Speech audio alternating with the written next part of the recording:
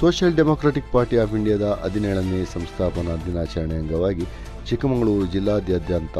Social democratic party of ಇಂಡಿಯಾದ ಕಾರ್ಯಕರ್ತರು ತಮ್ಮ ಪಕ್ಷಗಳ ಕಚೇರಿಗಳ ಮುಂದೆ ಧ್ವಜಾರೋಹಣ ಮಾಡಿದರು. ಚಿಕ್ಕಮಗಳೂರು ಜಿಲ್ಲೆಯ ವಿವಿಧೆಡೆಯಲ್ಲಿ ನಡೆದಂಥ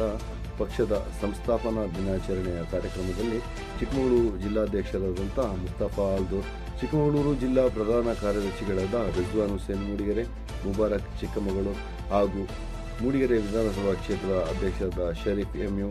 ಚಿಕ್ಕಮಗಳೂರು ಜಿಲ್ಲಾ ಸಮಿತಿ ಸದಸ್ಯರಾದ ಖಾಲಿದ್ ಸಿಕಂದರ್, ಸತ್ಯಹಳ್ಳಿ ಗ್ರಾಮ ಸಮಿತಿಯ ಅಧ್ಯಕ್ಷರಾದ ಅಫ್ಸರ್, ಕಾರ್ಯದರ್ಶಿ ಸಲ್ಮಾನ್, ಆಲ್ದೂರ್ ಗ್ರಾಮ ಸಮಿತಿಯ ಅಧ್ಯಕ್ಷರ ಮತ್ತು ಕಾರ್ಯದರ್ಶಿಗಳಾದಂಥ